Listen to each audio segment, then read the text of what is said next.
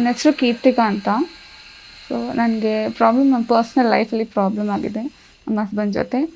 So ಮದುವೆಯಾಗಿ 2017 ಮದುವೆ ಆಯಿತು. 9 ಇಯರ್ಸ್ ಆಗಿದೆ. ಇವಾಗ ನನ್ನ ಹಸ್ಬೆಂಡು ಅಬ್ಸ್ಕಾಂಡಲ್ಲಿದ್ದಾರೆ.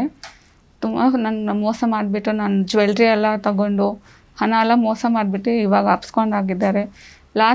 ಟಿಲ್ ನವಂಬರ್ ಕಾಂಟ್ಯಾಕ್ಟಲ್ಲಿ ಇದ್ದೀವಿ.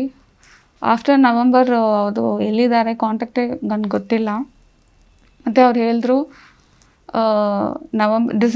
ನವಂಬರ್ ಬರ್ತೀನಿ ಅಂತ. ಆಮೇಲೆ ಏನೂ ಕಾಲ್ ಇಲ್ಲ. ಮತ್ತು ಅವ್ರ ಅಮ್ಮ ಜೊತೆ ಹೋಗಿ ಕೇಳಿದ್ರೆ ಅವ್ರ ಅಮ್ಮ ಹೇಳ್ತಾರೆ, ನನಗೇನು ಗೊತ್ತಿಲ್ಲ, ನೀನು ನೋಡ್ಕೊಳ್ಳಿ, ನಿನ್ನ ಲೈಫ್ ನೋಡ್ಕೊಳ್ಳಿ ಅಂತ. ಬಟ್ ಇದೆಲ್ಲ ಅವ್ರ ಅಮ್ಮ, ತಮ್ಮ ಮತ್ತು ಇವರೆಲ್ಲ ಪ್ಲ್ಯಾನಿಂಗ್ ಮಾಡಿ ಈ ಮೋಸ ಮಾಡಿದ್ದಾರೆ. ಅದಕ್ಕೋಸ್ಕರನೇ ಸರ್ ಹತ್ರ ಬಂದಿದ್ದೀನಿ, ನನಗೆ ನ್ಯಾಯ ಕೊಡಿಸಿ ಅಂತ. ಏನು ಮಾಡಬೇಕಂತ ಗೊತ್ತಿಲ್ಲ. ಇನ್ನೊಂದು ನನಗೆ ತುಂಬ ಫಿನಾನ್ಷಿಯಲ್ ಪ್ರಾಬ್ಲಮ್ ಆಗಿದೆ. ನನ್ನ ಕೆಲಸನೂ ಇಲ್ಲ ಅವಾಗ. ಫುಲ್ ಹೆಲ್ತ್ ಇಶ್ಯೂಸ್ನೇ ಇದೆ.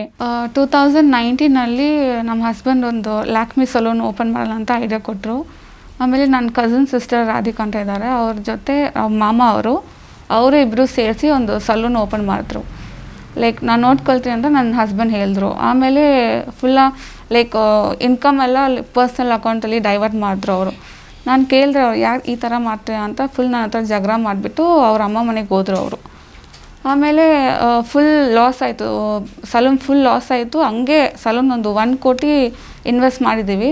ಫುಲ್ ಹಂಗೆ ಬಿಟ್ಬಿಟ್ಟು ಸರ್ ಎಸ್ಕೇಪ್ ಆಗಿದ್ದಾರೆ. ಒಂದು 2023 ಎಸ್ಕೇಪ್ ಆಗಿಬಿಟ್ಟು ಚೆನ್ನೈಗೆ ಹೋಗಿದ್ದಾರೆ ಸರ್. ಅಲ್ಲಿ ಹುಡುಗರೆ ಝ್ಯಾಝಲ್ ಸಲೂನಲ್ಲಿ ಅಲ್ಲಿ ಮ್ಯಾನೇಜರ್ ಆಯಿತು. ನಾನು ಇನ್ಸ್ಟಾಗ್ರಾಮೆಲ್ಲ ನೋಡಿಕೊಂಡು ನಾನು ಅವ್ರನ್ನ ಫೋನ್ ಮಾಡಿದೆ, ಎಲ್ಲಿದೆ, ಯಾಕೆ ಹಂಗೆ ಹೋಗಿದೆ ಅಂದರೆ, ನನಗಿಷ್ಟ ಇಲ್ಲ, ನಾನು ಇಲ್ಲಿ ಕೆಲಸ ಮಾಡ್ಕೊಂಡ್ರಿ, ನೀವು ನಿನ್ನ ಜೀವನ ನೋಡ್ಕೊಳ್ಳು ಅಂತ ಹೇಳಿದ್ರು. ಆಮೇಲೆ ನಾನು ತುಂಬ ಟ್ರೈ ಮಾಡಿದೆ ಅವ್ರನ್ನ ಇಲ್ಲಿ ಕರ್ಕೊಂಡ್ಬಿಟ್ಟು ಲೈಫ್ ರನ್ ಮಾಡೋಣ ಅಂತ. ಅವ್ರು ಹೇಳ್ತಾರೆ ನಾನು ಬರಲ್ಲ, ನನಗೆಲ್ಲ ನನ್ನ ಬಿಸ್ನೆಸ್ ಎಲ್ಲ ಹೋಯ್ತು, ನೀನು ನೋಡ್ಕೊಳ್ಳಿ ಅಂತ. ಅಗೇನ್ ಅವ್ರ ಅಮ್ಮ ಹತ್ರ ಹೋಗಿ ಮಾತಾಡಿದೆ. ಅವ್ರ ಅಮ್ಮ ಫುಲ್ ಏನು ಸಪೋರ್ಟ್ ಮಾಡಲ್ಲ ನನಗೆ. ದೆನ್ ಅಲ್ಲಿಂದ ನಾನು ಫೋನ್ ಮಾಡಿದ್ರು, ಓಕೆ ನಾನು ಬರ್ತೀನಿ, ನಾನು ಲೈಫ್ ಸ್ಟಾರ್ಟ್ ಮಾಡೋಣ ಅಂತ. ಅಲ್ಲಿಂದ ತಿರುಗಿ ಸ್ಯಾಲ್ರಿ ಎಲ್ಲ ತೊಗೊಂಡು ಅಲ್ಲಿಂದ ಸೇಲಮ್ ಎಸ್ಕೇಪ್ ಆಗಿದ್ದಾರೆ ಸರ್. ತಿರ್ಗಾ ಅವ್ರ ಫ್ರೆಂಡು ಕಾಂಟ್ಯಾಕ್ಟ್ಸಲ್ಲಿ ನಾನು ಹುಡುಕಿ ಫೋನ್ ಮಾಡಿದೆ. ತಿರ್ಗಾ ಸೇಲಮಲ್ಲಿ ಅಲ್ಲಿ ಝ್ಯಾಝಲ್ ಸಲೂನಲ್ಲಿ ಕೆಲಸ ಅಲ್ಲಿ ಇದ್ದಾರೆ. ಮತ್ತು ಅಲ್ಲಿ ಫೋನ್ ಮಾಡಿದೆ, ನನ್ನ ಜ್ಯುವೆಲ್ರಿ ಎಲ್ಲ ಬ್ಯಾಂಕಲ್ಲಿದೆ, ಬಂದು ರೆನೋವೆಲ್ ಮಾಡು, ಇಲ್ಲಾಂದರೆ ಎಲ್ಲ ಕೊಟ್ಬಿಡ ಅಂತ.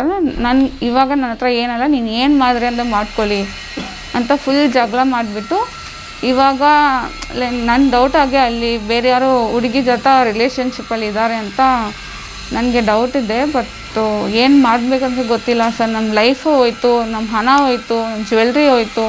ಮತ್ತು ಅವ್ರದ್ದು real name Lokesh. But Salem ಸಲೂನಲ್ಲೆಲ್ಲ ಜಾಕ್ ಅಂತ ಆ ಥರ ಇದು ನೇಮು ಬೇರೆ ಹೆಸ್ರು ಇಟ್ಕೊಂಡು ಆ ಥರ ಮೋಸ ಮಾಡ್ಕೊಂಡು ಎಲ್ಲರನ್ನ ಮೋಸ ಮಾಡೋದೇ ಅವ್ರ ಕೆಲಸ ಸರ್.